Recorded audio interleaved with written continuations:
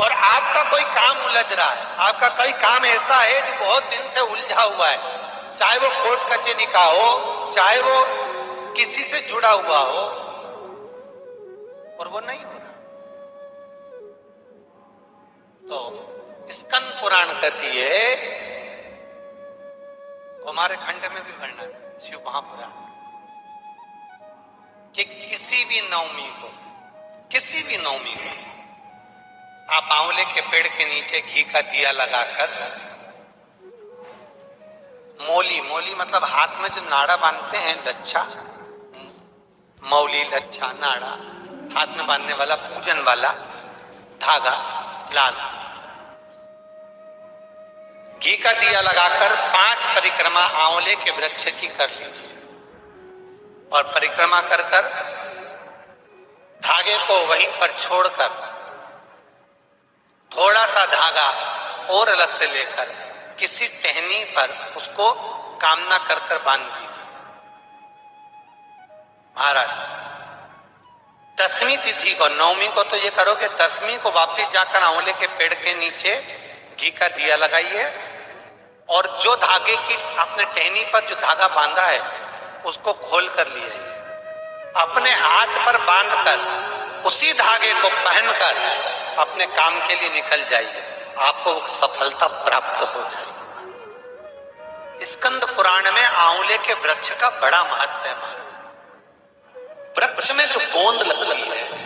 वो ब्राह्मण हत्या का निश्चय है। पृथ्वी पर जो वृक्ष लगते हैं और वृक्ष में जो गोंद लगती है वो ब्राह्मण हत्या का अंश है। बंजर भूमि ब्राह्मण हत्या का अंश है। इसलिए हमारे यहाँ शास्त्र कहता है, तुम्हारे बहू का अगर जापा होए, बहू की डिलीवरी होए, बहू को संतान होए, तो खूब घी में गोंद तल तल कर खिलाओ, और जन्माष्टमी,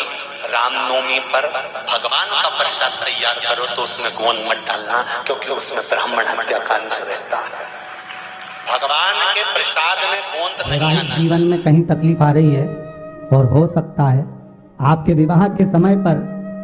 कुछ ऐसा योग बना हो कि वैवाहिक जीवन में तकरार इतनी हो रही है, क्लेश इतना हो रहा है कि दोनों एक दूसरे का मुंह देखना पसंद नहीं कर रहे।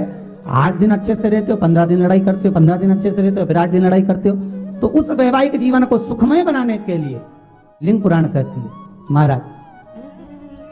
किसी भी लाल फूल का रस, काय का रस,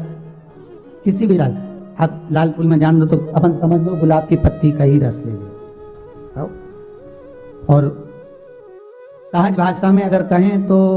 कहें गुलाब की पत्ती का रस, तो हम कह देंगे कि वो गुलाब जल ही समझ लो, ठीक है, सहज भाषा में। तो कहा किसी भी एक पुष्प की पत्ती का रस, जिसका कलर कौन सा होना चाहिए, लाल, लाल पुष्प की पत्ती का रस लेकर भगवान शंकर पर, महाराज जिस दिन रविवार का प्रदोष पड़े उस दिन शाम के समय प्रदोष काल में शंकर भगवान पर चढ़ाकर मां जगतजननी के चरणों में उस रस को समर्पित कर दिया जाए, और उसी रस को लाकर पति और पत्नी अपने नयनों से एक ही आसन पर बैठकर नेत्रों से लगा लें। उस पति पत्नी में कभी झगड़ा नहीं हो सकता, क्लेश नहीं हो सकता, और दोनों आनंद में जीवन निकाल सकते हैं। तलाक भी हो रहा है तो उनको भी करा सकते हो, वो तलाक छूट जाए।